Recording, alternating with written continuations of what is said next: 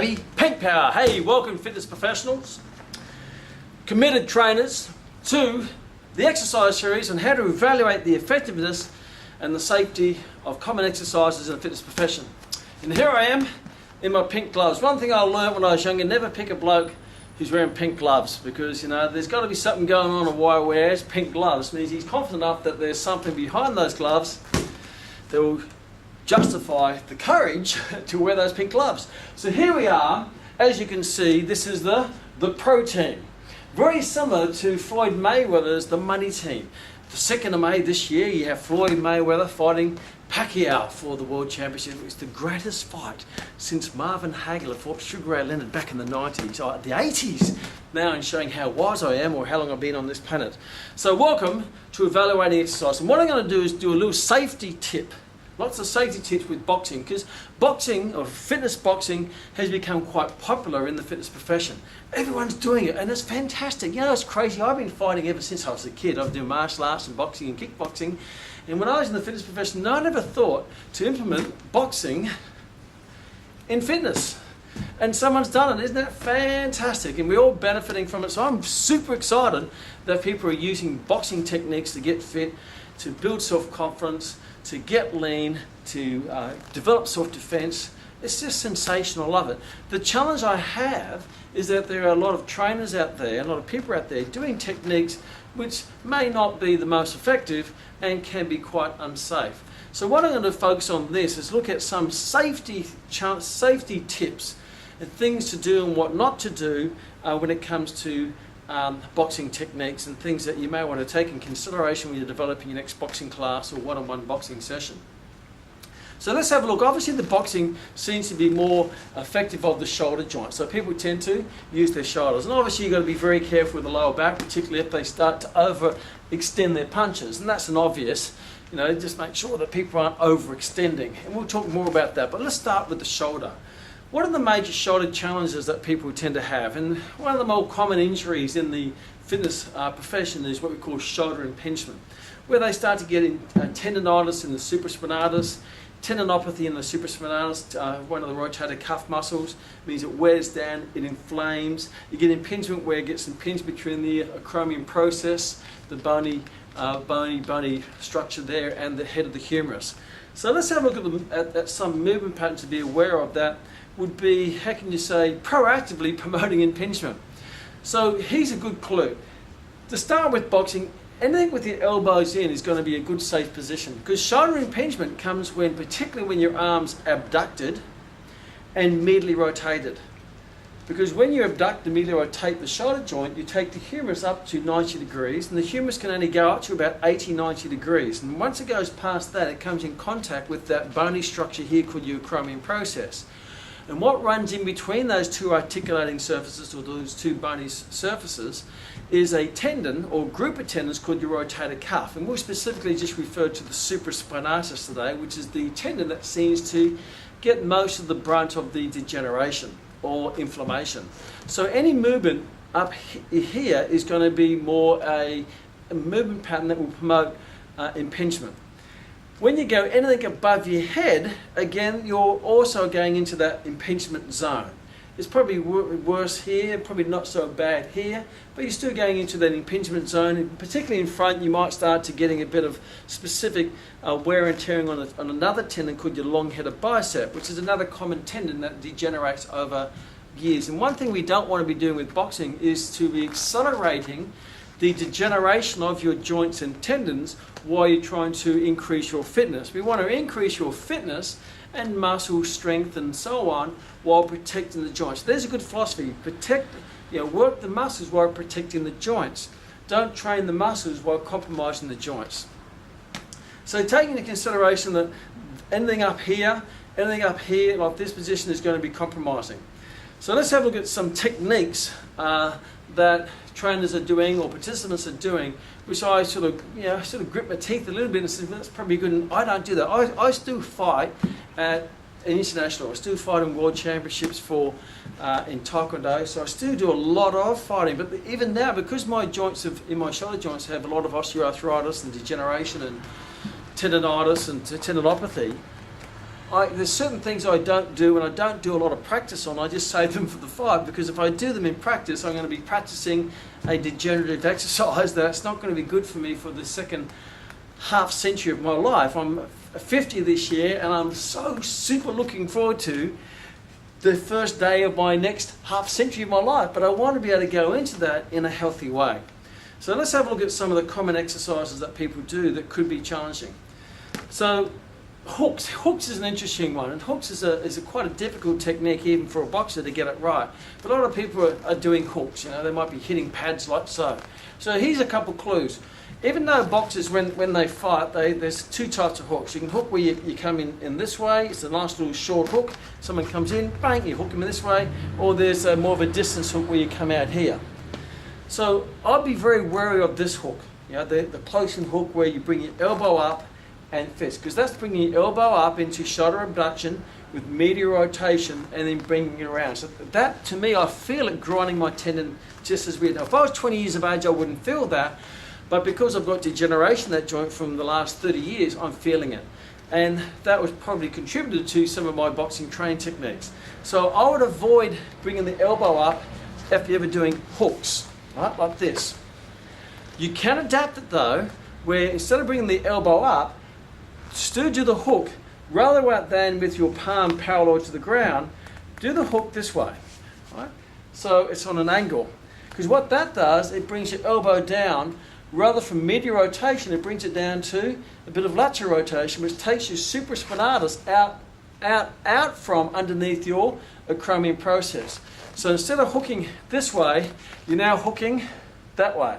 So in the side angle, your shoulders is a bit more adducted rather than abducted, and it's also laterally rotated rather than medially rotated. So it's taking the supraspinatus away from that impingement territory. See, if you're going to do hooks, I tend to do them with almost a vertical, probably a 45 degree this way, because I can still hook that way and it doesn't hurt my shoulders.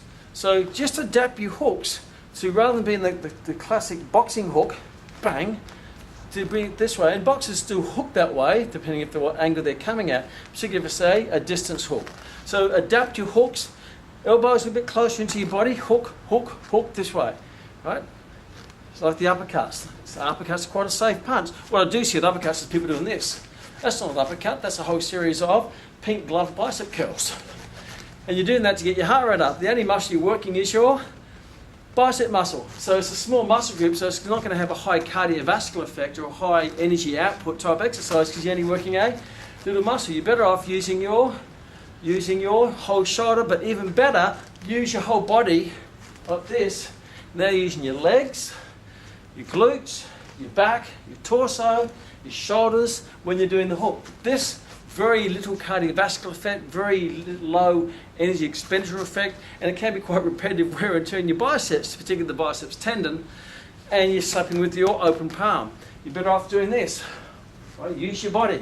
Same when you're doing hooks, rather than doing this, as I see some people, that's just little slappers, little slap, slap, slap, slap, slap, slap. Get people using their body, because it's going to have a far better fitness effect on them, energy expenditure, muscular effect. But don't bring it into this way, because that's going to cause a bit of impingement. The other thing is when you're punching, it depends. If someone has shoulder impingement, for example, when I punch, even now, boxing, when you punch, at the very end, you just rotate it over. And when you rotate it over, there's a potential to merely rotate your glenohumeral joint that could cause a little bit of impingement. So maybe a safer option is, rather than getting people to roll it over, what people tend to do if you teach them to roll the fist over, which is how you're supposed to do it, they actually start rolling the elbow, so they start doing this. See how the elbow comes out? And they start punching like that, which is shoulder impingement territory again.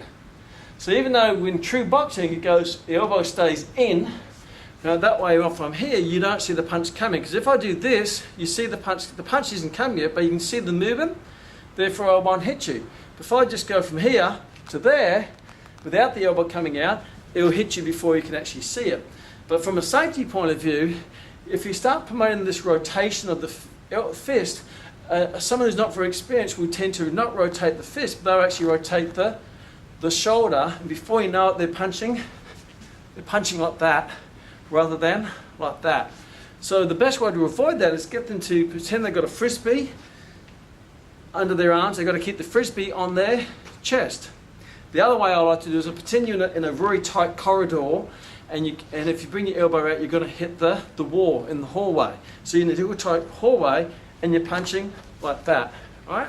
So now your shoulders, if you look at my elbows, right, they're in here, not out here, where you see the elbows are high. High means impingement. And you don't want to be able to promote impingement to your clients, because they're not coming to you and say, hey, can you improve my shoulder tendonitis, please? I want it to really flare up this season. No. Elbows in. All right? Elbows in with your jabs and your crosses. And then you start seeing people doing this, pull them up, elbow in. Just have a keyword, just yet hallway. And hallway means you're fighting in a little tight hallway, and you're working it through this way, not out here bashing your elbows against the outside walls or the inside walls of the hallway. So there are a couple clues that you can implement into your training to make it more effective and a lot safer, so they're not doing this or doing this. And if you really want to promote shoulder impingement, this is how you do it. Do this. Punch up in the air. Because now what you've got is you're taking your shoulder above 90 degrees abduction. And you're taking it right out here with medial rotation abduction. And you're right up in, this is classic impingement. So I see some trainers get their clients sitting on the ground, they put pads above their head and they do this. I think, what are you doing? You're not going to, it's not functional, you don't box right that way, you box in here, right? So you get plenty of good work, safe work in here, right? Doing pad, hook, back, or variety, rather than just doing this repetitive shoulder impingement exercise.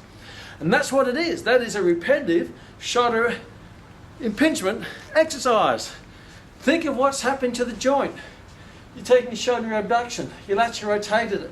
It's also in this position, and you're repetitive pushing up here, which is what you're doing is you're grinding away at the supraspinatus tendon in the shoulder joint. Anyone has shoulder impingement, when you hold the pads, don't hold them high, because as soon as you're punching high, you're increasing the chances for impingement. So you're better off holding the pads a bit lower, right? So they're punching slightly down, right? Because now your shoulder's going to be 80 degrees of shoulder flexion, or 70 degrees, not 90, and definitely not 100 or 110, because now when you've got shoulder flexion with medial rotation, that's classic position for impingement, as it is shoulder abduction with medial rotation. So same position. So don't punch, teach people to punch here.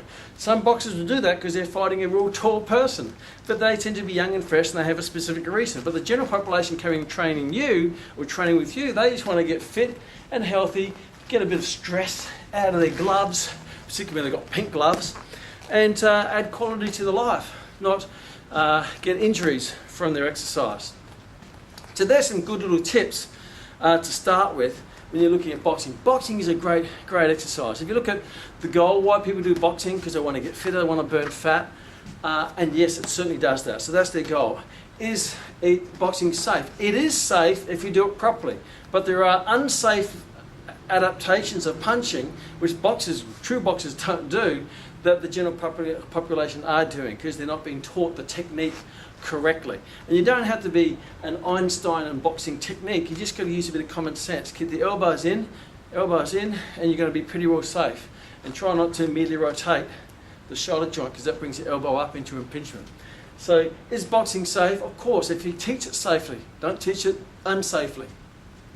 Is it functional? Yeah, because boxing has lots of different movements. It uses your body in the upright position. It teaches stability, mobility in a dynamic way, as long as you make sure you use your common sense. So, make sure they're not doing haymakers and like this, because then they're going to be causing stress for the back. Make sure they don't reach too much, because it could cause stress in the back.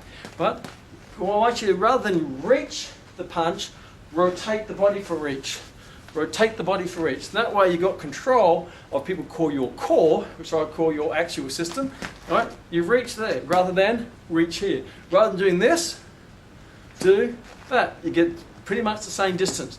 And it's a lot more powerful because you're not losing control, and you've got more control of that important part of your body called the axial system, or the core, or the vertebral column in the pelvis. So yes, it's safe. Is there a benefit in boxing? Absolutely. But there's not much benefit in doing this type of stuff, or little slaps, or even this stuff. All you're getting is a little bit of a shoulder burn, you're getting a deltoid burn, and you get a supraspinatus degeneration. So you're better off keep your supraspinatus or your rotator cuff safe while working your pecs and your deltoid, rather than isolate deltoid while wearing out your tendons of your supraspinatus, which is one of your rotator cuff. So there is benefit, great benefit. Can you make it better? Of course you can. Use your common sense. Big movements, good control, good technique will give all those great benefits you will enjoy by doing it properly. But if you're a trainer, learn how to box properly, understand the mechanics, the anatomy, the physiology of it, so your clients are going to achieve their results safely and really, really enjoy it. So, to finish off, box safe.